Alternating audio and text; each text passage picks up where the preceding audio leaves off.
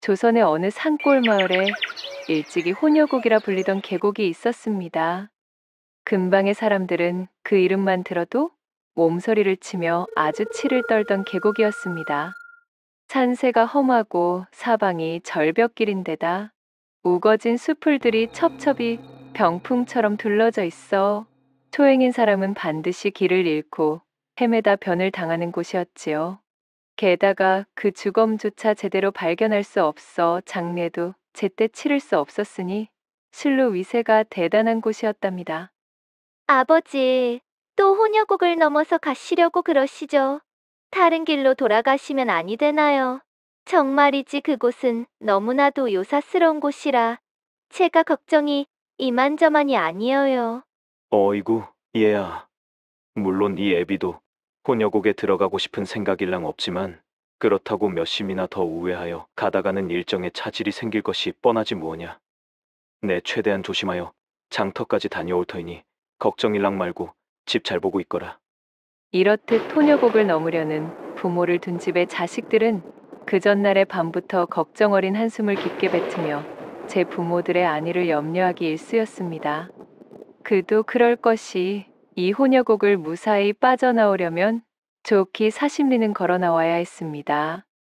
요새와도 같은 곳이었기 때문에 산적들도 들끓고 있었고 가장 큰 문제는 바로 대낮에도 나타나는 혼여곡의 상군 호랑이였습니다. 험준한 지형 탓에 착호군들도 쉽게 진입할 수 없었기에 혼여곡의 상군은 고을 사람들에게는 그야말로 공포의 대상이었습니다. 사정은 이러했지만 사람들은 위험을 무릅써서라도 이 혼여곡을 건널 수밖에 없었는데요. 혼여곡 너머에는 이 지역서 가장 규모가 큰 장터가 있었고 또한 각종 생필품을 조달하기 위해서라도 반드시 넘어야만 하는 계곡이었으니까요. 그리하여 이 혼여곡의 초입에는 작은 주막집이 하나 들어서게 되었답니다. 바로 혼여곡을 지날 때 여럿이 모여 무리를 짓기 위한 거점이었지요. 안전을 위해 어떤 길소는 며칠씩이나 주막에서 혼여곡을 건널 무리를 기다리기도 했습니다. 오늘은 바로 이 혼여곡에 얽힌 이야기입니다. 매서운 추위를 등에 업고 눈발이 흩날리던 어느 겨울, 혼여곡을 건너기 위해 주막에 당도한 처자가 있었습니다. 날씨가 점점 흉해지는 것이 참으로 걱정이네. 이런 매서운 날씨에 목적지까지 무사히 당도할 수 있을지 모르겠구나. 그녀는 집에서 홀로 병든 아비를 보필하고 있던 처자 옥란이었지요. 아비를 위한 약을 사기 위해 혼여곡 넘어 큰 의원으로 여정을 떠난 참이었습니다. 옥란의 효심이 매우 지극하여 이웃 사람들의 만류에도 아비의 병에 용하다는 약을 구하기 위해 길을 재촉했던 것입니다. 벌써 이틀이나 시간을 지체했으니 어서 서둘러야겠다. 홀로 남아있을 아버지의 병세가 염려되니 속히 약을 구해 돌아가야겠어. 근심 깊은 얼굴로 주막에 들어선 옥란은 자신의 지친 몸을 누일 생각도 않은 채 곧바로 혼여곡을 건널 무리들이 있는지부터 알아보기 시작했습니다. 다행히도 주막집에는 혼여곡을 건널 예정인 사람들이 한데 모여 출발 준비를 하고 있었지요. 실례합니다. 혹시 혼여곡을 건너실 분들이신가요? 그렇소. 아주 딱 맞춰 당도하셨구만요. 이제 막 채비를 마치고 출발하려던 참이오. 정말 다행입니다. 저도 혼혈곡을 건너야 하오니 괜찮으시다면 일행에 합류하고 싶어요. 이렇게 참하고 고운 처자가 동행해준다니 고단한 길에 좋은 말벗이 되겠구려. 일행의 인솔자로 보이는 사내가 반색하며 자신을 반겨주자 옥나는 긴장하던 마음을 안도하며 무리에 합류하였고 모여있는 일행 틈으로 들어가 간단한 인사를 마쳤습니다. 혼여곡 너머의 대장터로 향하는 소금장수며 보부상, 대부분 상인들로 꾸려진 일행은 참으로 건장하고 다부진 사내들로 이루어진 무리였습니다. 산전수전을 다 겪은 듯한 박력을 풍기는 그들의 모양새에 가슴을 졸이던 옥나는 내심 안도할 수 있었습니다. 다행이야. 저토록 건장한 사내들과 일행을 꾸린다면 큰 무리는 없이 혼여곡을 건널 수 있겠구나. 자, 그럼 이제 슬슬 출발토록 하시지요. 굳은 날씨가 조금 걸리긴 하지만 이미 무리를 짓기 위해 많은 시간을 허비하였으니 좋게 길을 재촉하도록 하시자고요. 여러분들, 그럼 모쪼록 잘 부탁드리겠습니다. 그렇게 심기일전하여 길을 재촉한 일행들은 지체 없이 주막을 나서 혼여곡 입구로 들어섰습니다. 이때까지만 하여도 옥나는 꿈에도 몰랐지요. 앞으로 자신에게 닥치게 될 크나큰 위기를 말입니다. 조심하시오. 땅이 얼어 까딱하면 절벽으로 곤두박질 당할 것이오. 오늘따라 혼여곡 산세가 유독 험하네 그려. 다들 정신 꽉 차리고 따라들 붙으시게. 절벽에 붙어서 꽁꽁 언 바닥을 조심스레 짚어가며 발걸음을 옮기던 일행들은 점점 굵어지는 눈발에 걱정거리가 쌓여가고 있었습니다. 일행 중 유일한 여자였던 옥난이 뒤처지느라 그 속도를 맞추기 위해 좀처럼 계곡을 넘어가는 일정의 기세가 붙지 않았기 때문이었어요. 이러다간 이 엄동설 안에 야숙이라도 해야 할 판이오. 사내들은 내심 불만 가득한 목소리를 내며 한참 뒤처져 따라오는 옥난을 흘겨보고는 깊은 탄식을 뱉었습니다. 주막에서 출발할 때만 하더라도 옥난에 단아하고 밭꽃 같은 미모에 저마다 음험한 마음을 품으며 선뜻 그녀를 받아주었으나 막상 자신들의 발목을 붙잡는 골칫거리가 되자 대단히 짜증이 오른 모양새였어요. 참으로 미안합니다. 길이 고되다 보니 일행 여러분들께 저는 짐만 되네요. 허참 어디 혼여곡 넘기가 그리 쉬울 줄 아셨소. 낯짝이 반반하여 여정길에 흥이나 돋을 수 있으려니 했는데 이거야 원영. 투덜거리는 사내들 틈에서 옥나는 엄동설 안에 꽁꽁언 다리를 열심히 주물러가며 제 발을 분주히 놀렸으나 참시세끼 험준한 여정에 이골이 나 있던 장사꾼 사내들을 따라잡기란 여간 힘든 것이 아니었습니다. 행렬에 피해를 주지 않으려 이를 악물고 몸을 추스렸지만 난생 처음 넘어보는 그것도 이리 험준한 고개를 넘는 일은 그녀에게 체력적으로 엄청난 부담을 던져주는 몹시도 혹독한 일이었지요. 앞을 구분하기 어려울 정도로 거세진 눈발이 옥난의 눈앞을 매섭게 어지럽히며 그녀를 괴롭히고 있었습니다. 참으로 큰일이구나. 그저 일행을 꾸리는 것이 기뻐 간과하고 있었는데 맨몸으로 한겨울에 눈 덮인 계곡을 넘는 것이 그리 녹록한 일이 아님을 잠시 잊고 있었지. 무엇이야. 나 때문에 이들의 발걸음을 지체하면 아니 될 일인데 조금만 더 힘을 내자. 옥나는 저만치 앞에서 자신을 기다리며 서슬퍼런 낯빛을 보이는 사내들의 기세에 잔뜩 주눅이 들었지만 지금 이 시간에도 병석에 홀로 누워 이제나 저제나 자신의 안전만을 기원하면서 약을 기다리며 홀로 있을 아비를 생각하면 결코 포기할 수 없었습니다. 험준한 산세와 얼어버린 얼음판, 게다가 굵어지는 눈보라까지 더해지니 일행들은 점차 말 수가 없어져 묵묵히 걸음만을 옮기고 있었습니다. 먹장인 하늘에선 점점 폭설이 퍼붓기 시작했고 이미 쌓였던 눈도 채 녹지도 않은 터라 이내 허리춤까지 쿡푹 눈에 파묻히니 일행들은 거북이 걸음의 모양새가 되었습니다. 눈발이 점점 거세지는 것이 이대로는 경을 치겠구먼. 추위와 바람이라도 좀 피할 곳이 있어야 체력을 보존할 터인데 큰일이여. 20리는 좋게 넘어왔어야 정상일진데 아직도 이곳이라니 말이여. 걱정 속에 이리저리 눈을 헤치며 나아가던 그들은 잠시 후 저 멀리에서 허름한 동굴의 입구를 발견하고는 즉시 그쪽으로 향하며 외쳤지요. 저기 좀 보시오. 동굴이 있소이다. 필시 혼여곡을 지나다니는 10만이들이 꾸려놓은 대피호일 것이오. 부랴부랴 동굴 속 대피호에 당도하여 안으로 들어와 보니 일행들이 겨우 눈보라만 피할 수 있을 정도의 엉성하기 짝이 없는 동굴이었지만 이미 지쳐버린 그들에게는 좋은 휴식터로 안성맞춤이었습니다. 그렇게 일행은 동굴 속에 들어가 모닥불을 지핀 후 릴려드는 추위를 이기고자 몸을 붙인 채 둘러앉았고 이윽고 바깥은 야음이 깔려 한치 앞의 분간도 어려울 정도로 시커먼 어둠으로 뒤바뀌고 말았지요. 큰일이오. 평소에 반도체 오지 못한 기분이구먼. 이래서야 어디 제 시간에 혼여곡을 다 넘을 수 있을지 원. 글쎄 왜 아니겠나. 오늘은 불청객이 끼는 통에 영진도를 빼기가 어렵네 그려. 일행 중 하나가 옥난을 넌지시 바라보며 불만 섞인 목소리를 뱉자 풀이 죽은 옥난은 그만 고개를 푹 숙이고 애꿎은 모닥불만 바라보고 있었습니다.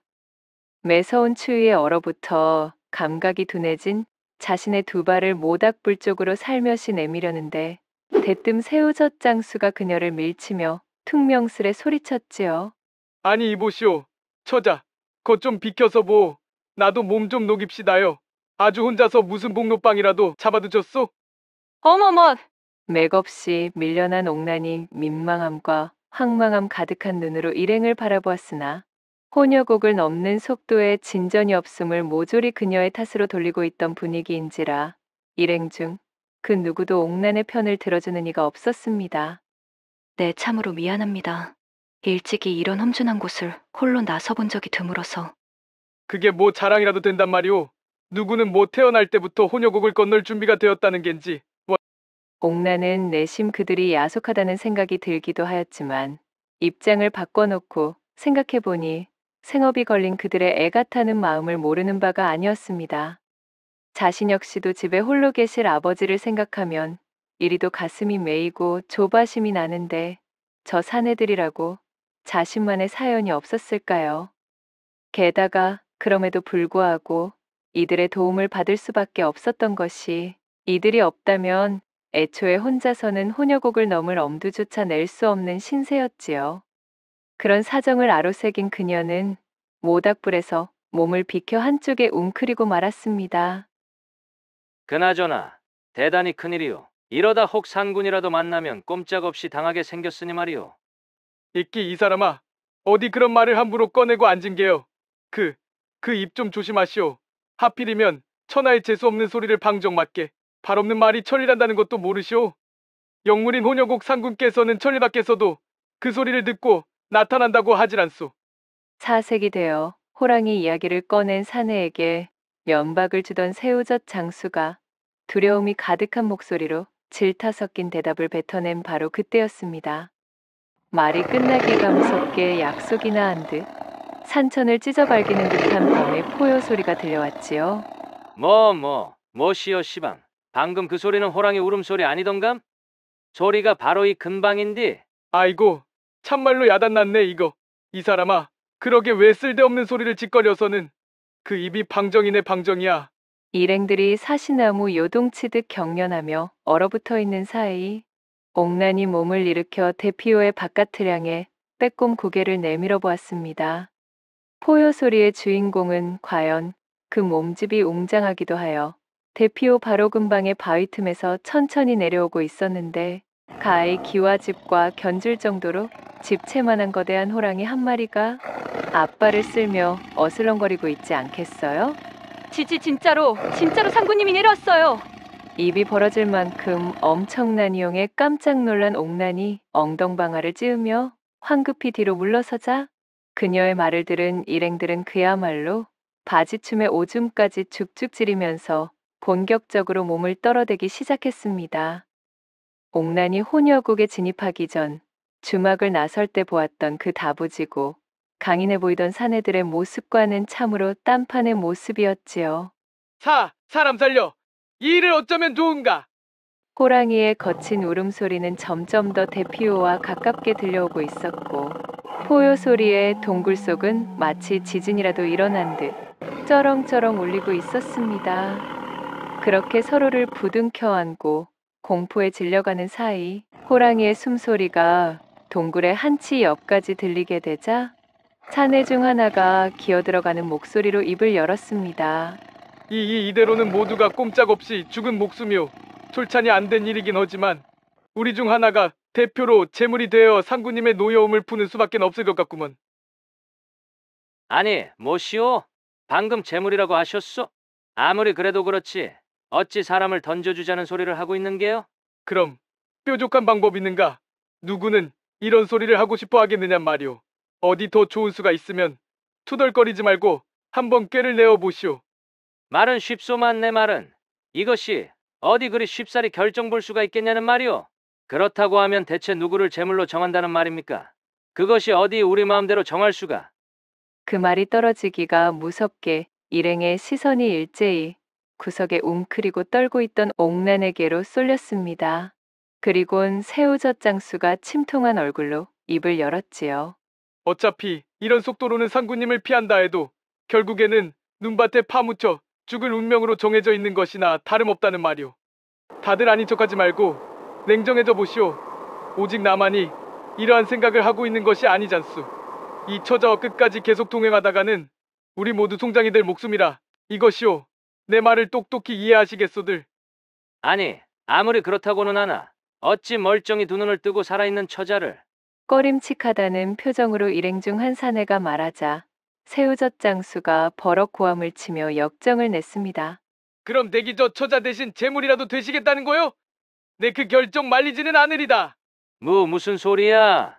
내가 미쳤소이까? 빌어먹을. 이거 별 수 없겠구만. 이보시게 처자 우리를 용서하시게. 당사자를 버젓이 앞에 두고 터무니없는 이야기들을 나누던 사내들이 죄책감 가득한 얼굴이 되어 옥란에게 다가오기 시작했습니다. 그들의 눈에 서려 있는 이기심과 공포심을 맞닥뜨리자 옥란은 밖에 있는 상군보다도 동굴 안에 있는 사람들이 더 무서워지는 것이었지요. 그럴 수가. 안 돼요. 제발 살려주셔요. 여기서 죽을 순 없어요. 홀로 병석에 누워있는 아버님을 위해 약을 사러 가는 길이었어요. 제가 열심히 따라붙을게요. 제발 저를 내보내지 말아주셔요. 사정은 딱 하네만 우리도 어쩔 수가 없구먼 그래. 참으로 미안하네. 옥란이 사색이 되어 애절한 목소리로 그들의 바짓가랑이를 붙잡고 두 손을 모아 빌어보았지만 안 그래도 혼혈곡을 넘는 여정에 꽤나 걸리적거리던 옥란을 이참에 제물로 던져주기로 암묵적인 합의를 본 사내들은 그녀의 목소리가 들리지 않는 듯 했습니다. 게다가 만약 그녀를 향하고 있는 군중 심리의 불똥이 혹여나 자신에게 튄다면 큰일이었지요. 본인의 목숨이 달린 급박한 상황에 일행 중 그 누구도 그녀를 위해 발벗고 나설 수는 없는 상황이었습니다. 그녀는 일행들에게 붙들려 내던져지듯 대피호 밖으로 나뒹굴었습니다. 바닥에 패대기 쳐진 옥란이 새파랗게 질린 채 비명을 지르며 고개를 들자 대번에 호랑이와 눈이 마주치고 말았습니다. 맙소사, 하늘이시여. 옥란은 정신이 혼미하여 그 자리에서 발이 얼어붙고 말았습니다. 어둠 속에 자리한 호랑이의 두 눈은 옥란을 송두리째 집어삼킬 듯 흉흉히 빛나고 있었지요. 이윽고 호랑이가 두툼한 앞발을 움직여 핏기가 가셔 창백해진 옥란의 앞으로 한 걸음 내딛자 끝없는 공포에 사로잡힌 옥란은 그만 털썩 혼절하여 까무러치고 말았습니다. 이윽고 호랑이의 얼굴이 쓰러진 옥란의 몸 코앞까지 당도하였고 옥란은 이제 모든 것이 끝장이라는 생각과 함께 마지막까지 붙잡고 있던 정신줄을 놓쳐버리고 말았지요. 어라, 시간이 얼마나 흘렀는지도 정확하게 알 수 없는 산중의 외딴 곳. 산새가 요란히 지저귀는 소리에 옥란이 화들짝 놀라 눈을 뜨며 중얼거렸답니다. 대체 여기는 어디지? 내가 왜 이런 곳에? 그녀가 눈을 뜬 곳은 큼지막한 암벽으로 둘러쳐진 동굴 안이었습니다. 저만치에서 보이는 동굴의 입구에서 폭신한 아침 햇살이 퉁퉁 부은 옥란의 눈을 어지럽히고 있었어요. 그래, 맞아. 기억이 났어. 분명히 나는 지난밤에 상군의 앞에서. 옥란은 간밤 호랑이를 눈앞에 두고 혼절했던 기억이 똑똑히 떠올랐지요. 분명 그 상태로 호랑이에 물려가 죽은 목숨이라 여기고 있었는데 멀쩡하게 살아있는 것이 참으로 신기한 일이었습니다. 정말 알 수가 없는 노릇이구나. 이것이 대관절 어떻게 된 일일까? 그녀가 놀라 황망히 몸을 일으키려는데 무언가 등 뒤에 닿는 포근한 감각을 눈치챘습니다. 흐잇! 소름이 돋은 옥란이 황급히 고개를 돌리자 세상에나 이것이 무슨 일이겠어요? 어제의 그 집채만한 호랑이가 글쎄 바닥에 드러누워서는 여지껏 옥란의 몸을 따뜻하게 품고 있던 것이었지요. 아니, 이 호랑이는 분명 도대체 이것이 어찌된 영문인지. 이윽고 누워있던 호랑이가 눈을 뜨고 그 큰 몸을 일으켰습니다. 그리고는 믿을 수 없을 정도로 그윽하고 차분한 눈길로 잠자코 옥란을 바라보기 시작했지요.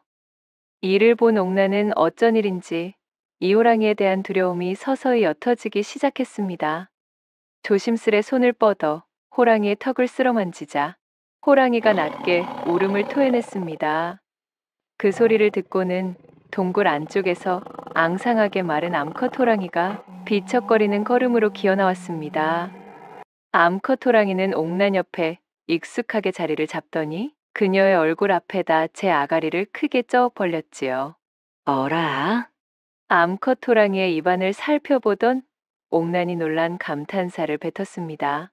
호랑이의 입천장에는 사슴에 부러짐 뿔 조각이 박혀있기 때문이었습니다. 세상에나, 가엾게도 이것 때문에 먹지 못하여 일이 앙상해진 것이로구나. 옥나는 암컷 호랑이를 다정하게 쓰다듬으며 말했습니다. 그리하여 호랑이의 입에 팔을 집어넣고 깊게 박혀있던 사슴뿔 조각을 빼내었습니다. 자, 됐다. 이제 음식을 먹을 수 있을 거야. 그렇다고 나를 먹으면 곤란하단다. 알겠지? 그녀의 말에 암컷 호랑이는 크게 포효하고는 기뻐하는 모양새로 옥난의 머리에 제 머리를 부비며 그르렁거렸지요. 수컷 호랑이는 마치 고맙다고 인사라도 하는 듯 그 큼지막한 고개를 위아래로 끄덕거리고 있었습니다. 옥난은 빙긋이 웃으며 그런 호랑이의 등을 쓸어주었습니다.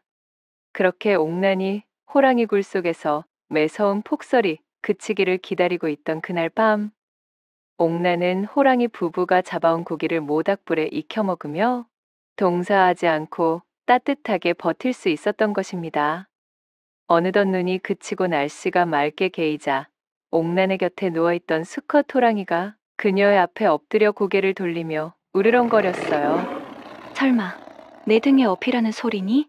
옥난이 조심스레 호랑이의 등에 엎혀 목을 감싸지자 수컷 호랑이는 기다리고 있었다는 듯 우레 같은 속도로 동굴 밖을 뛰쳐나가 고개를 넘기 시작했습니다. 눈에 보이는 풍경이 쏜살처럼 지나가는 통의 멀미까지 느낀 옥난은 호랑이에게서 떨어질세라 제 눈을 질끈 감고 호랑이의 목덜미 털을 감싸진 손을 꼭 붙들었어요. 그렇게 호랑이는 눈 깜짝할 사이에 신묘한 측지법이라도 쓰는 양 혼혈곡을 단번에 뛰어넘고 물을 건너 산골 깊숙한 곳에 자리하고 있던 옥난의 집 마당 앞까지 당도한 것이었습니다. 믿을 수 없는 일이 연이어 벌어져 입을 다물지 못하던 옥난이 새 놀라움을 거두기도 전에 그녀를 내려놓은 호랑이는 번개처럼 몸을 움직여 사라져버렸지요. 벙찐 표정으로 호랑이가 사라진 방향을 물끄러미 바라보던 그녀가 맥 빠진 목소리로 중얼거렸습니다. 세상에나 마상에나, 참으로 신통방통한 일이 아닐 수 없구나. 사람을 잡아먹기로 이름 높은 그 무서운 상군이 나를 이리 살뜰하게 돌봐줄 줄이야.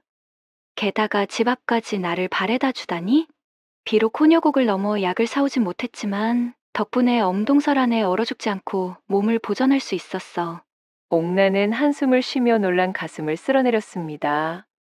그때 호랑이가 사라졌던 수풀이 바스락대며 갈라지더니 방금 전 그 호랑이가 다시 모습을 드러내는 것이 아니겠어요? 옥난이 놀라 다가가자 호랑이는 그런 그녀의 발밑으로 육중한 뭔가를 툭 떨어뜨리고는 다시 그 모습을 감추었습니다. 오늘 참 저 녀석 덕분에 여러 번 놀라 자빠지는구나. 대관절 호랑이가 떨어뜨리고 간 것이 뭘까? 그것은 다름 아닌 귀하디 귀한 사양이었어요. 옥난이 아버지의 병세를 고치기 위해 혼혈곡을 넘어가 구하고자 하였던 바로 그 귀중한 약재였습니다. 맙소사! 그날 이후 호랑이는 사흘이 멀다 하고 짐승을 사냥하여 옥난의 집 앞마당에 던져놓고 갔습니다. 사슴이며 곰, 멧돼지, 심지어 노루까지 옥난이 살면서 단 한 번도 구경해 본 적 없는 짐승들까지 턱턱 사냥하여 던져두는 통에 그녀는 놀라지 않을 수가 없었습니다. 호랑이의 덕분으로 아비의 약에 필요한 진귀한 재료들을 손쉽게 구한 덕택에 그녀의 아비는 나날이 병세가 호전되기에 이르렀고 이내 경석에서 일어나게 되었답니다. 호랑이가 던져준 짐승들의 고기 또한 매우 값이 나가는 것들이었으니 그것을 팔아 살림에 보탠 옥나는 차츰차츰 형편이 좋아지게 되었지요.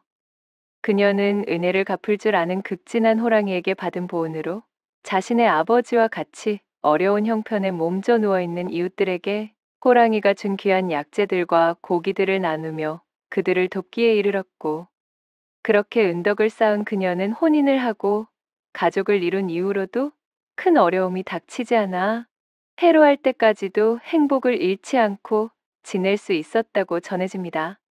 그리고 그 순간까지도 호랑이는 그녀의 곁을 지켜주며 수호신처럼 옥난의 곁을 맴돌았다고 하지요. 한편 다 함께 혼혈곡을 건너던 그날, 옥난을 대피호 밖으로 매몰차게 내던졌던 나머지의 일행들은 과연 어떻게 되었을까요? 옥난을 내던지고 상군을 물렸지만 그 이후로 밤새 그칠 줄 모르고 퍼붓던 폭설에 발이 묶인 그들은 그렇게 대책 없이 대피호 안으로 밀려든 눈사태를 차마 피하지 못하였습니다.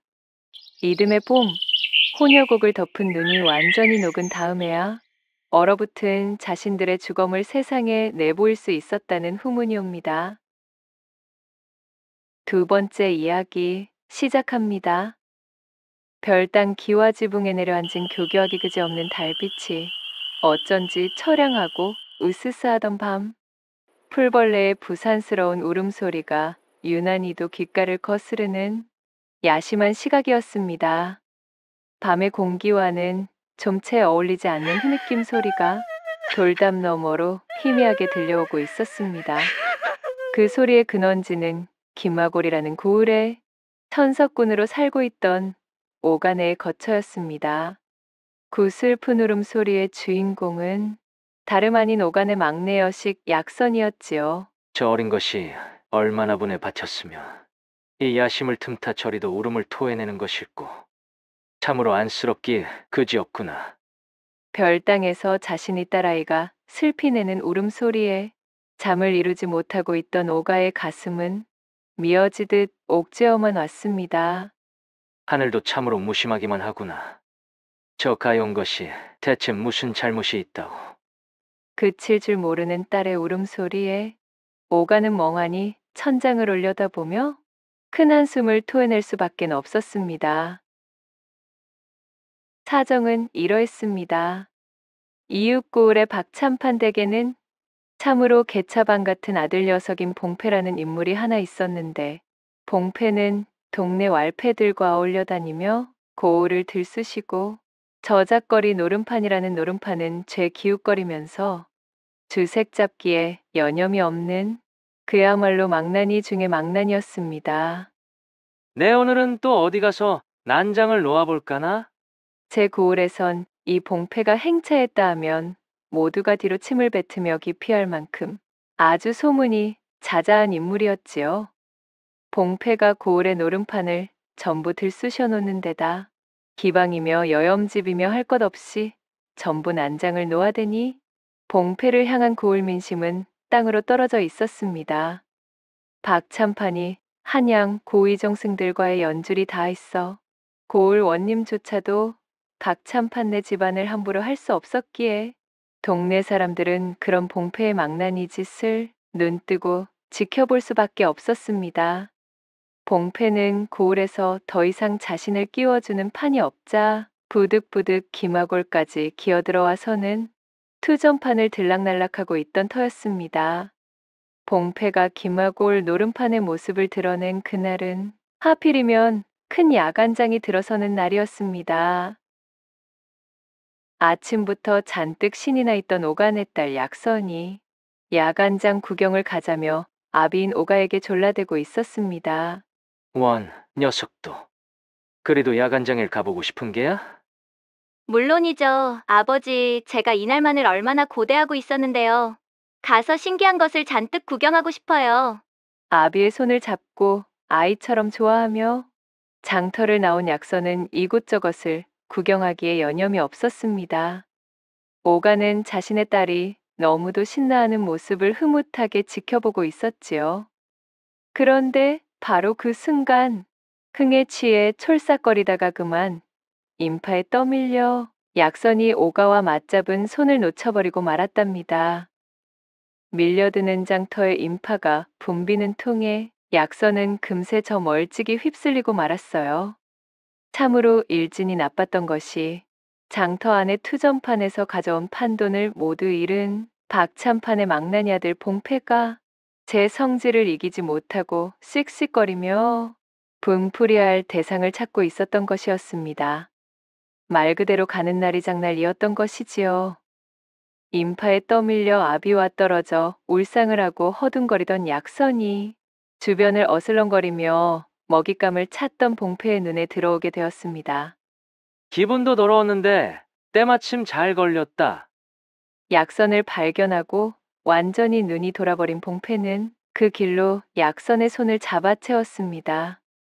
사람들의 발길이 닿지 않는 장터 뒷골목의 석재 담벼락으로 끌고 가선 그대로 약선을 욕보이고 말았지요. 약선의 비명소리는 바글거리는 인파의 소란 때문에 잦아들었고 누구 하나 알아차리는 이가 없었습니다. 오가가 장터 곳곳을 돌아다니며 헐레벌떡 약선을 찾아내었을 때는 이미 때가 늦어버린 뒤였어요.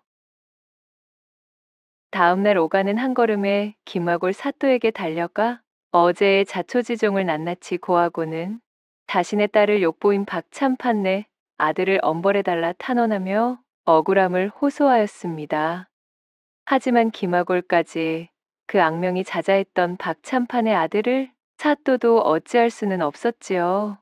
소식이 닿은 박참판은 마치 선심이라도 쓰는 양 봉패와 약선을 혼인시켜 책임을 지게 하겠다는 약조로 이 천인공로할 사건을 무마시키고 말았습니다. 당치도 않다는 오가의 역정에 박참판은 자신의 말을 따르지 않고 이를 키울시 자신의 한양 연주를 모두 동원하여 오간의 가문을 멸문시키겠다 으름장을 놓았어요. 한양의 정승 연줄로 떵떵거리는 박참판의 억지를 타개할 힘과 능력이 턱없이 부족했던 오가는 끓어오르는 천부를 삼키며 돌아설 수밖에 없었습니다. 참으로 억울하도다. 어찌하여 이런 일이 벌어지고 말았다는 것이냐. 내 딸아이를 위해 할 수 있는 일이 이리도 없다는 것이 너무도 원통하고 분하기만 하구나. 오가는 밤을 지새며 하염없이 눈물을 쏟는 자신의 딸 약선이 너무도 애처로워 끓는 분노와 억울함으로 삼경을 적셨습니다. 그리하여 시간은 흘러 마침내 박참판과 약조한 혼인날이 밝아왔습니다. 박참판 댁에서 보내온 가마가 들었다 이르시오. 박참판이 보낸 가마꾼들이 약선을 데려가기 위해 대문 앞에 당도한 소리가 들려왔지요. 약선은 퉁퉁 부어버린 눈에 아직도 눈물 자국이 남아있는 뺨으로 나왔습니다. 지켜보는 오가의 심정은 이루 말할 수 없는 괴로움으로 가득했습니다. 아버지, 어이구, 약선이 이 바보 같은 거사. 밤새 잠 한숨 자지 못한 얼굴이로구나. 아버지, 저는 정말 그 집에 시집 가고 싶지 않아요. 어찌 그 마음을 모르겠느냐. 내 당장이라도 그 집으로 달려가. 온통 불이라도 놓고 싶은 심정이로구나. 약선이 맥없는 걸음걸이로 마당에 당도하자 오가는 하인을 시켜 대문을 열라 일렀습니다. 열린 대문으로 박참판이 보낸 가마의 꼴을 보니 오가는 더욱 기가 찰 노릇이었답니다. 허름하기 짝이 없는 남루한 고물가마에 겨우 가마꾼 2명이 딸려 있는 것이 약선을 맞이하는 일행의 전부였습니다. 가마를 타고 고개를 넘어야 하는 험한 여정임에도 약선을 보필할 여종 1명조차 보내지 않은 것이었지요. 박참판, 이런 고약하기 짝이 없는 놈을 보았나. 오가의 심정이 마치 먹을 뿌린 종이처럼 분노와 참담함으로 시커멓게 적셔지는 순간이었습니다. 약선은 애처로운 눈으로 한참이나 오가를 바라본 뒤 쉬쉬 떨어지지 않는 발걸음을 옮기며 힘겹게 가마에 올라섰습니다. 아버지, 부디 몸 건강히 지내셔요. 소녀가 부덕하여 결국 일이 이렇게 흐르고 말았사옵니다. 저 같은 여식일랑 잊으시고 아버지께서는 마음을 쓰지 마셔야 합니다. 약선아, 너야말로 몸 건강히 버텨내고 있거라. 이 아비가 반드시 무슨 수를 써서라도 너를 그 집에서 빼내올 터이니 힘들더라도 조금만 참고 버티고 있거라.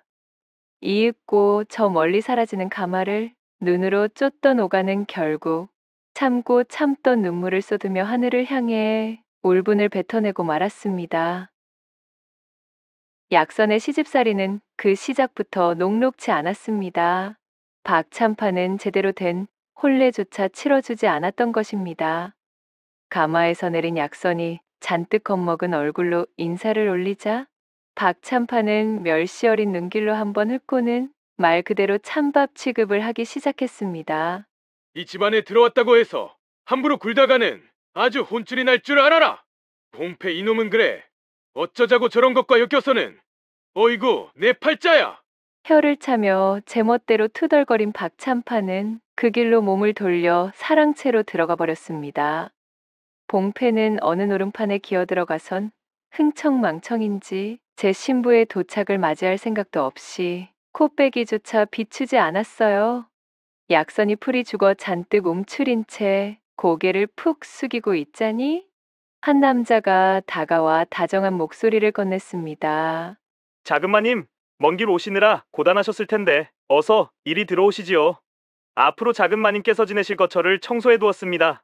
저는 이 집에서 청지기 노릇을 하고 있는 민갑이라 하옵니다. 자신을 민갑이라 소개한 남자는 약선을 살갑게 맞이하며 웃어 보였습니다. 약선은 그의 안내를 받으며 그렇게 박참판 댁에서의 첫날을 맞이하게 되었습니다. 모진 시집살이와 박참판의 구박 속에서 약선은 점점 생기를 잃어가고 있었습니다.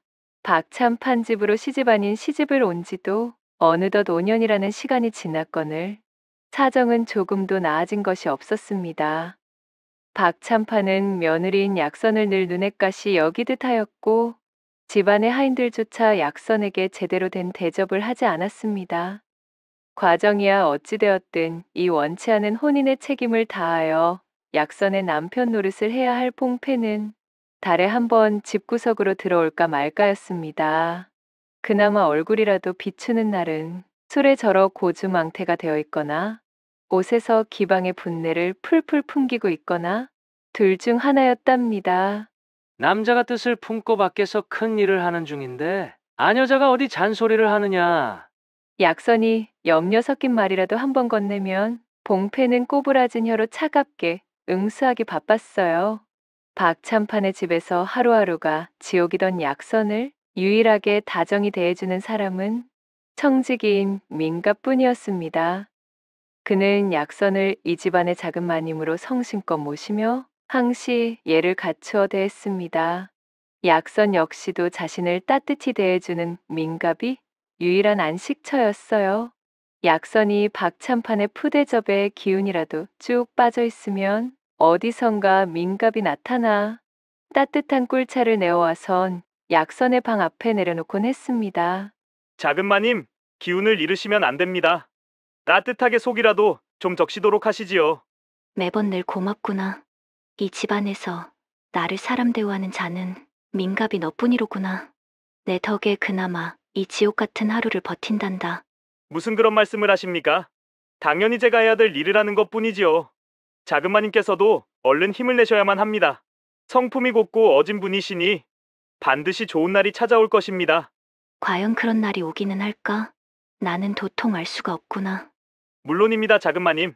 그런 날은 반드시 찾아오기 마련이죠. 민갑은 시원한 하늘 같은 낯빛으로 웃으며 약선을 위로해주곤 하였습니다. 마음을 내려놓고 휴식할 시간을 벌어다주는 민갑의 진심 어린 호의에 약선은 역게나마 미소를 보일 수 있었습니다. 하늘이 약선의 가여움을 알아본 것일까요? 천지신명도 더는 묵과할 수 없었던 것일까요? 비가 억수같이 쏟아지는 어느 날 박참판 댁에 비보가 날아들었습니다. 봉패가 노름판에서 과하게 들이켰던 탁주의 기운을 이기지 못하고 집으로 돌아오는 하천의 다리에서 그만 실족을 하고 만 것이지요. 졸지의 아들의 초상을 치르게 된 박참판은 슬픔에 휩쓸려 길길이 날뛰더니 약선을 그야말로 남편 잡아먹은 여자 취급을 하기 시작했습니다.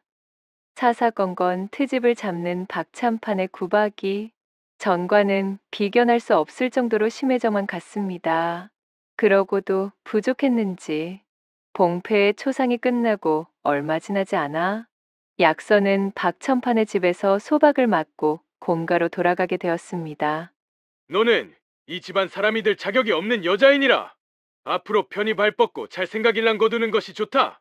남편 잡아먹은 여자로 낙인 찍혀 그럴 일은 없겠지만 행여라도 새로운 혼례를 들거나 새 집안의 사람이라도 되는 날에는 너와 내 아비를 멸문지화 당하도록 내 모든 연줄을 다 동원해서라도 응징해주마.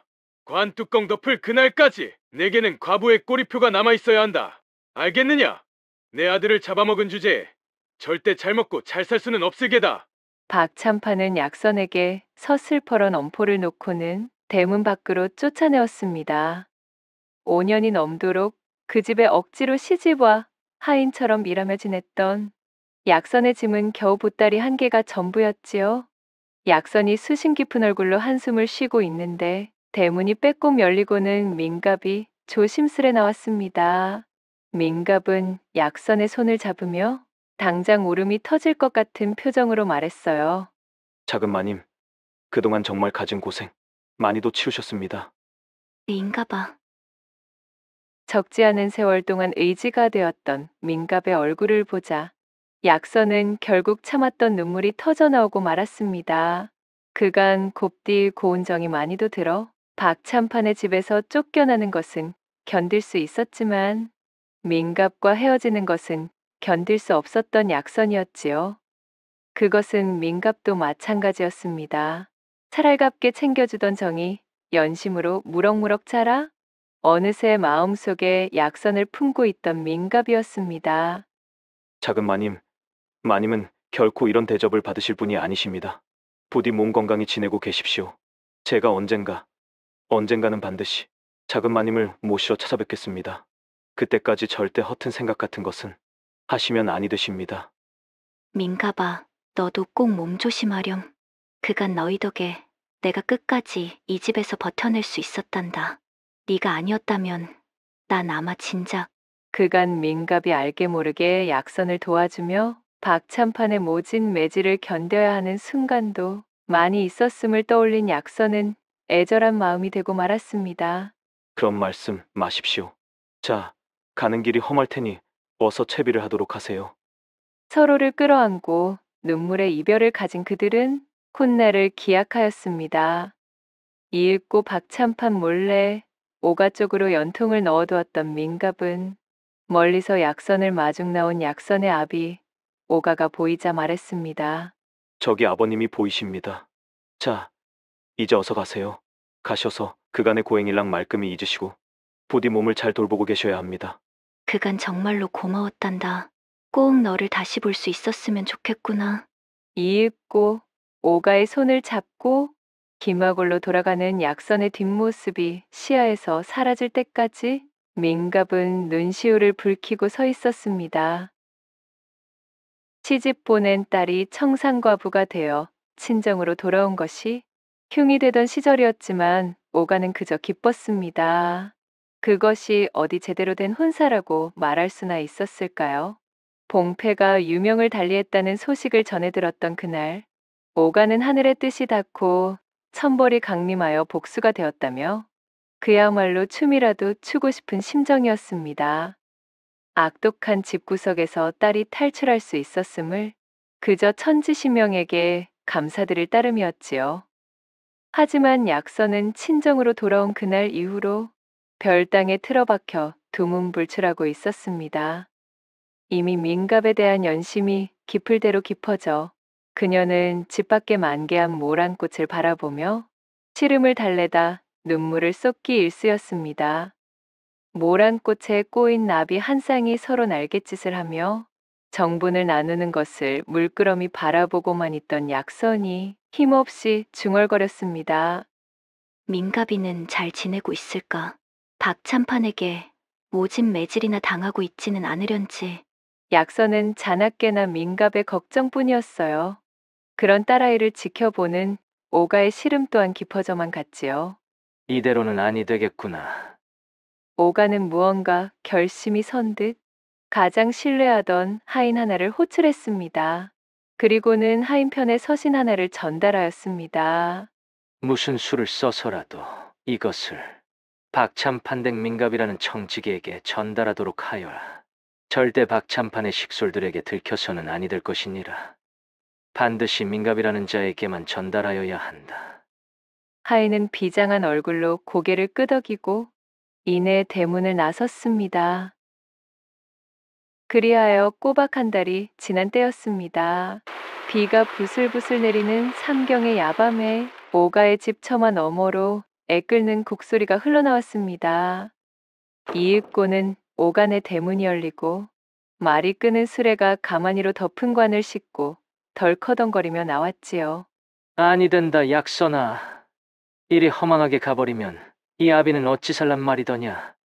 오가의 침통한 곡소리가 밤하늘을 찢는 듯 울려 퍼졌습니다. 관을 실은 수레는 한동안 오가네의 대문 앞에서 오가의 울음소리를 받아내고는 이내 어둠 저편으로 사라졌습니다. 날이 밝자마자 김화고래는 오간의 청산과부 딸이 그만 처지를 비관하여 스스로 유명을 달리했다는 소문이 바다하게 퍼져나가고 있었습니다. 그로부터 10년이라는 세월이 덧없이 흘러갔답니다. 눈가에 주름이 깊어진 오가는 이른 아침부터 당도한 서신을 읽어보며 촉촉해진 눈시울을 연신 훔치고 있었습니다. 서신은 바로 평안도에서 보내온 민갑의 서신이었습니다. 장인어른, 소인 민갑입니다. 어르신의 옥체엔 별거 없으신지요?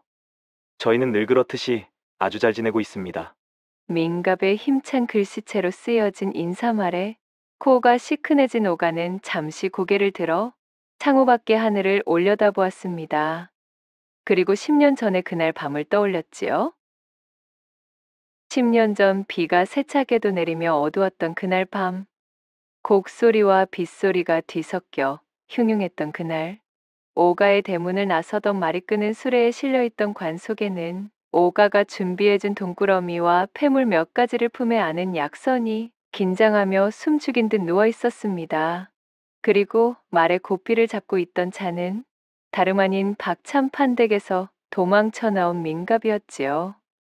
오가의 하인이 보낸 서신을 무사히 전달받은 민갑은 박참판이 눈치채지 못하도록 비밀 서신을 통해 오가와 은밀히 계획을 나눴고 약선의 거짓 초상을 준비하게 되었던 것입니다. 그렇게 김하골 사람들의 눈과 박참판의 눈까지 피해 민갑과 약선은 평안도까지 넘어가 혼인하고는 새롭게 터를 잡았던 것이었습니다. 첫째 놈은 벌써 올해 9이 되었습니다. 이놈의 눈 모양이 벌써부터 장인어른과 빼다 박은 것이 아주 훤칠하게도 생겨 고을 여자아이들에게 인기가 상당하지요. 둘째 놈은 올해로 6인데 벌써 사서삼경을 읽을 정도로 영특하게 자라고 있어 아내의 사랑을 독차지하고 있습니다.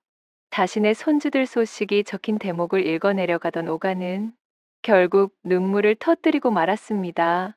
사위가 약선이와 함께 아주 잘 지내고 있구나. 오가는 허어 웃으며 눈물을 닦아내고는 이윽고 서신의 나머지를 읽기 시작했습니다. 어느덧 살림이 불어 이제 저희는 논이 쉰맞이기 정도 됩니다. 머슴을 둘이나 쓸 정도로 사정이 나아져 다행입니다. 이곳에 터를 잡은 이후 아내는 얼굴에 웃음을 잃지 않고 있습니다. 그 웃음을 바로 옆에서 바라볼 수 있는 것이 이 민가비의 크나큰 낙입니다. 장인어른, 나날이 계속되는 행복 속에서 그저 장인어른의 안위를 걱정하며 지낼 뿐입니다. 자주 기별을 드리지 못해 송구할 따름입니다. 아버지, 저는 남편과 아이들과 함께 너무나 잘 지내고 있습니다. 남편은 언제나 저를 먼저 생각해주고 있어. 과거에 힘들었던 나날 같은 것은 이제 기억이 나지 않을 정도여요. 언젠가 아버지를 다시 뵐 날을 항시 고대하고 있답니다. 부디 그날이 오기까지 몸 건강히 계세요, 아버지. 서신을 읽던 오가의 얼굴에 희미하게 미소가 피어올랐습니다. 그래, 이거면 되었다. 이거면 되었어. 오가는 창호 마당으로 천천히 시선을 옮겼습니다. 마당에는 모란꽃이 활짝 피어 있었고 꽃들 사이로 나비 한 쌍이 단아하게 춤을 추듯 날갯짓을 하며 서로를 애틋하게 부비고 있었다는 후문이 옵니다. 마지막 세 번째 이야기 시작합니다. 옛날 조선의 한적한 산천골. 천석군 부자로 떵떵거리던 여진사가 일찍이 아내를 먼저 보내고 상처를 하는 3년의 시간 동안 유지하던 호라비 생활이 어느덧 막바지에 접어들고 있는 참이었습니다. 아들, 딸들도 모두 세간을 내보낸 마당에 더는 호라비로 세월을 보내기가 영 적적하던 여진사는 발빠르게 외파를 들여 재취에 대한 계획을 굴려보기 시작했지요. 걸리적거리는 자식들도 모두 분가했겠다. 집안 곳간에는 사시사철 곡식이 끊이지 않는 천석군이겠다. 여진사의 재취는 큰 무리 없이 진행될 수 있었습니다. 그리하여 얼마 뒤 고을의 최대 관심사이던 천석군 여부자 댁에 안방을 차지할 세마님이 들어선다는 소식에 고을 사람들이 왁자지껄 모여 혼례식을 구경해보고 있으려니 꽃가마에서 내리는 30대 초반의 아리따운 여인의 자태에 다들 입을 다물지 못하는 것이었습니다. 여진사댁으로 재취온 이 상주댁은 그야말로 깊은 숲속의 사슴을 닮은 촉촉한 눈망울에 오똑하게 솟은 콧나라며 험한 바칠이라고는 해본 적도 없어 보이는 백옥 같은 뽀얀 피부에 수학철을 맞은 듯한 자두같이 붉은 입술을 하고 있으니 그 자색이 몹시 뛰어나 이를 지켜보던 고을 사람들 모두가 수군거리기에 부족함이 없었지요. 여진사, 저 양반이 저거 상처한답시고 3년을 아주 짠내나게 보내더니만은 부처 자리로 저런 미인을 들여놓으려고 그 야단을 떨었던 게로구만. 얼씨구, 이 사람아! 이거 남의 집 경산한 혼사 앞에서 어찌 그런 지독한 소리인가? 자네 혹시 저 집 새안방마님의 자색이 빼어난 게 부러워서 배라도 아픈 게야? 하긴 자네 마누라 용모를 보자면야 가히 그럴 수도 있겠구만. 아니 왜야? 이 사람이 이거 생사람 잡지 마시게. 그러는 자네 마누라는 어디 그 박색함이 소문나지 않았다던가? 뻔히 하는 것을 두고 어찌 눈 가리고 아웅이란 말인가? 상주댁이 둥그런 턱선을 치켜내리며 수줍음을 뒤로 한 채 제 넓은 이마와 반듯한 인중을 뽐내며 혼례식을 수놓으니 사람들은 그녀의 관상에서 마치 부귀영화를 타고난 듯한 기품이 줄줄 흘러넘치니 가히 천석군 부자댁의 새로운 안방마님으로 손색 없는 인물이라며 입을 모아 칭찬했습니다. 그렇게 온 고을이 떠들썩하게 혼례를 올린 그날 밤, 이른바 여진사와 상주댁이 첫날 밤을 치른 밤이었지요.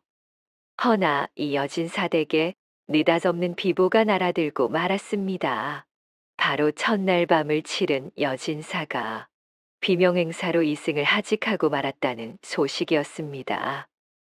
갑작스럽게 벌어진 아닌 밤중 홍두깨 같은 소식을 접한 사람들의 입에서는 이 괴팍한 비보를 소재 삼은 흉흉한 소문이 꼬리를 물고 이어졌어요.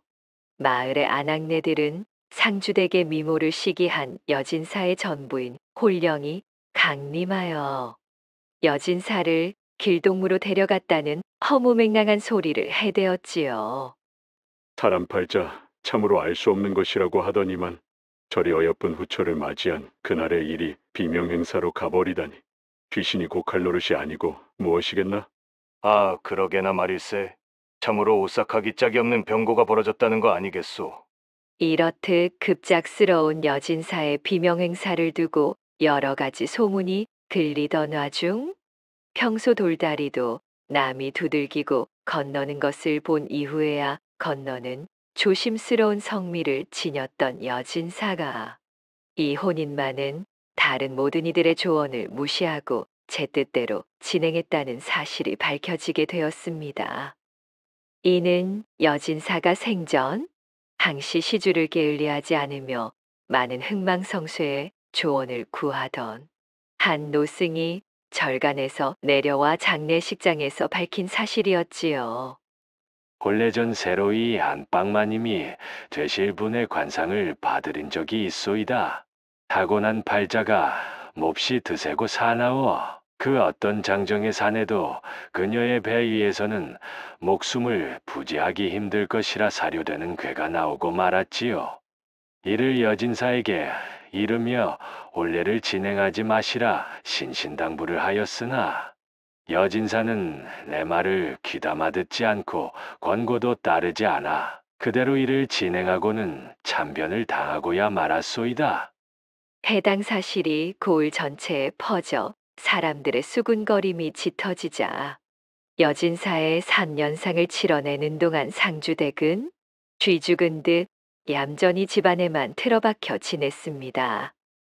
사람들의 괴이한 소문의 중심에서 그들의 입방아에 오르내리는 것이 불편하기도 했지만 온갖 억측이 난무하는 바닥에서 가장 듣기 거북하였던 것은 바로 간악한 상주댁이 사실은 부잣집의 재산을 노리고 재취를 들었다는 소문이었습니다.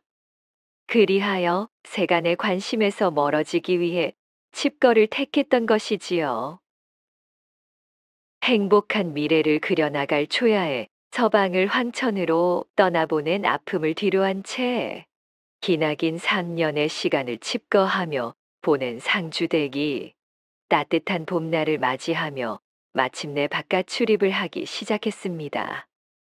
상주댁을 발견한 고을 사람들은 조금도 변하지 않은 그녀의 빼어난 자색, 아니 오히려 남편을 여인 이후 더욱 오묘하게 무르익어 있는 그 서늘하고도 기묘한 자색에 혀를 차며 말을 얹어댔습니다. 이봐, 저기 상주댁이야. 상주댁이 드디어 집에서 나오는구만. 3년상을 지내고서도 어찌 저리 얼굴빛 하나 잃지 않았는가? 나는 소름이 다 돋아나는구만. 저렇게 곱고 자색이 넘치는 여인네가 사실은 남자 잡아먹는 배겨우 팔자였다니 말일세. 그나저나 자네 그 소문 들었는가? 아니, 무슨 소문? 알고 보니 여진사만 상주댁위에서 초상을 맞이한 것이 아니라더군? 상주댁이 첫 시집을 가서 치른 초야의 말이야. 그 첫신랑도 하루를 넘기지 못하고 상주댁 위에서 복상사를 했다는구먼. 이렇듯 괴이한 소문이 꼬리를 물게 되자 상주댁은 사람들의 눈을 피해 또다시 집안으로 칩거할 수밖에 없었습니다. 그렇게 상주댁이 여진사가 남기고 간 대궐 같은 기와집에 하인과 하녀들을 거느린 채 바깥의 세상과는 담을 쌓고 조용히 지내며 여진사의 비명행사도 천천히 지워내던 어느 날이었습니다. 맙소사, 대체 이것이 무슨 일인가요? 이 댁에서 또다시 급사의 비보가 새어나오지 않았겠어요. 이번에는 상주댁의 집에서 이런저런 대소사를 총괄하던 훤칠한 젊은 집사가 그만 안방에서 급사를 당했다는 소식이었습니다. 말할 것도 없이 상주댁의 배 위에서 복상사를 하고 만 것이지요. 이어진 소식에 사람들이 혀를 차며 그녀에 대한 비난을 채 퍼붓기도 전에 얼마 지나지 않아 이번에는 고을에서 유일하게 상주댁을 드나들던 박물장수가 훤한 대낮에 상주댁의 사랑방에서 그만 요절하고 말았습니다. 연속으로 쏟아지는 참으로 섬뜩한 부고에 고을 사람들의 입방아는 분노에서 공포로 얼어붙어 상주댁에 대한 소문이 동구밖까지 널리 퍼지게 되었지요. 빼어난 자색을 바탕으로 그가는 아름아름 상주댁을 넘보던 사내들이 몰래 그녀의 집 담벼락을 넘고는 하였으나 이렇듯 상주댁과 엮인 남정네들이 하루가 다르게 운명을 달리하며 나가 떨어지니 이제는 사정이 달라지고 말았습니다. 그 어떤 사내들도 상주댁을 넘보지 않게 되었으니까요. 제 목숨까지 걸어가며 상주댁의 자색을 취하고 싶었던 자는 아무도 없었지요. 마치 살아있는 귀신이라도 대하는 듯 잔뜩 겁을 집어먹으니 상주댁의 집으로 머슴살이를 자처하는 사내들도 있을 리 만무했고 그나마 있던 집사와 하인들도 죄 도망치고 말았답니다. 그렇게 인적이 끊겨버린 상주댁의 드넓은 기와집은 흉흉한 정막만이 감도는 고을 최고의 살아있는 흉가로 전락하게 되었지요. 도대체 내 팔자에 어찌 이런 고약한 살이 붙어 나를 품은 사내들이 이다지도 나자빠져 나간단 말인가? 정령 저주받은 몸이로다. 상주댁은 깊은 한숨을 토하며 뜨거운 눈물을 흘리는 밤을 지새우기 일쑤였습니다. 상주댁의 대궐에 거미줄이 늘어가며 기이한 몰골을 자아내던 어느 날, 집도 절도 없이 어디선가 흘러들어온 저작거리 노름꾼 행색의 건달사내 하나가 술에 거나하게 취한 몰골을 하고는 상주댁의 대문을 두드리기 시작했습니다. 그는 이미 한참 전에 주막에서 여러 사내들이 상주댁에 얽힌 소문을 이야기하던 것을 듣고는 자신이 상주댁에 서려 있는 이른바 저주처럼 도사리고 있는 죽음이 고리를 끊을 수 있는 유일한 위인이라며 고래고래 소리를 치던 사내였지요. 이봐, 누군지는 모르겠다만 아서시게. 어디 그 가벼운 마음으로 덤볐다가 목숨 날아간 사내가 몇인 줄이나 아는가? 그 옆편네는 그야말로 사내 잡아먹는 백여시가 달라붙은 존재란 말일세. 저작거리의 남정네들이 그를 만류하며 쓸데없는 객기 부리지 말라 충고하였지만 건달 사내는 콧방귀를 끼며 연거푸 탁배기를 들이키고는 결국 이 시간이 되자 기어이 상주댁의 집 앞까지 나타난 것이었지요. 허우대가 튼실하여 기골이 장대한 건달 사내가 오밤중에 찾아와서는 대문을 두드리며 고함을 쳐대고 있으니 상주댁은 바짝 긴장을 하게 되는 것이었지요. 이보십시오. 상주댁, 내 부인의 한을 풀어드리기 위해 이리 찾아왔으니 박대 마시고 들여보내주시기 바라오. 보시는 것과는 달리 나는 시정잡배 혹은 저작거리 왈패나 해먹던 놈팽이가 아니외다. 일자무식이 것만 같던 사내가 제법 예를 갖추어 정중하게 말을 이어나가자 그를 경계하고 있던 상주댁이 대문 밖으로 나서며 눈물이 잔뜩 고인 얼굴로 고개를 숙이며 말했습니다. 제발 부탁입니다. 사람들의 눈이 많으니 그만 돌아가 주셔요. 우리 집 그리고 제게 들여온 수많은 악소문을 익히 알고 계시질 않습니까? 더 이상 이 집에서 사내가 죽어나가는 꼴을 볼 수는 없습니다. 어터, 그럴 일은 없으니 안심하시오. 건달 사내는 그야말로 막무가내로 상주댁을 안다시피 들어올리고는 안방으로 들이닥치는 것이었습니다. 놀란 마음에 대성통곡을 터뜨리며 제발 돌아가달라 읍소하는 상주댁을 건달 사내가 천천히 껴안으며 그녀의 등을 부드럽게 쓰다듬자 눈물 콧물 범벅이 된 엉망의 얼굴로 슬퍼하던 상주댁이 얼굴을 발그스름 붉히며 사내를 올려다보았지요. 또다시 나의 품에서 비명행사로 황천여행을 떠나는 사내를 결단코 다시 볼 수는 없는 노릇입니다. 제발 더는 저를 욕보이지 마시고 조용히 돌아가 주셔요. 건달 사내는 그녀의 마지막 쥐어짜낸 듯한 부탁마저 무시한 채 상주댁을 품에 껴안고는 금치미로 쓰러졌습니다. 그렇게 시간이 흐르는 줄도 모르고 대들보가 무너져 내릴 기세로 밤을 꽃 피우고 난 다음 상주댁은 건달 사내의 질펀한 기회에 힘껏 요동치던 심장이 차게 식는 기분이 들어 대뜸 정신을 차렸습니다. 그러나 건달 사내는 멀쩡하게 살아있었지요. 내 말하지 않았소. 그런 일은 없을 것이라고. 안심해도 좋소이다. 그리 말한 사내는 깜빡 눈을 붙일 새도 없이 다시금 상주댁을 몰아세웠고 동창이 밝아올 때까지 지축을 흔들며 거대한 절구대의 가치를 증명해냈습니다. 그날 이후로 건달 사내는 당당히 이 집의 대주가 되었답니다. 상주댁은 자신의 지독한 팔자에 들이운 그림자를 거짓말처럼 가시게 만든 사내를 말 그대로 하늘처럼 떠받들었지요. 기나긴 독수공방과 칩거의 세월을 보상받듯 행복의 겨우 나날을 보내던 상주대기. 어느 날 호기심을 참지 못하고 제 새서방에게 물었습니다. 서방님, 대체 어찌하여 서방님께서는 제 끔찍한 팔자에도 이렇듯 건장이 무탈하신 것인가요? 저를 품었던 사내들은 하나같이 새벽동이 터오기도 전에 길게 혀를 빼물고 황천으로 향하고 말았는데 서방님은 이렇듯 단 한 번의 꺼림칙한 기세도 없이 굳건하신 연유가 너무나 궁금합니다. 소첩 너무나 행복하지만 한편으로는 이 행복이 깨질까봐 매우 겁이 나는 것이어요. 그 비결이라도 알고 싶습니다. 그러자 새서방은 너털웃음을 터뜨리며 크게 웃고는 별것도 아니라는 듯이 입을 열었지요. 임자의 사주팔자에 요사스러운 그늘이 끼었다고 한들 그간 그들은 모두 임자의 배 위에서 명을 달리하지 않았소? 즉 다시 말해 복상사의 마수에서 피하지 못한 게지. 천지의 이치가 그러하여 임자에게 정해진 팔자가 내정되어 있다면 하늘과 땅만 뒤바꾸면 간단히 해결되는 일 아니겠소?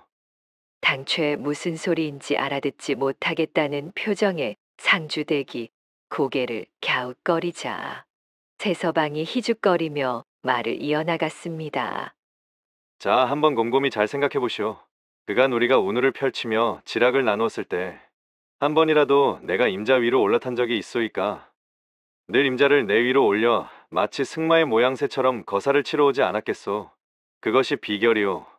새서방의 말에 생각에 잠겨있던 상주댁의 양볼이 다시금 붉게 물들었고 그렇게 두 사람은 모든 이들이 겁을 집어먹은 천지의 팔자를 이겨내고 대궐 같은 기와집에서 오랫동안 천수를 누렸다는 후문이 옵니다.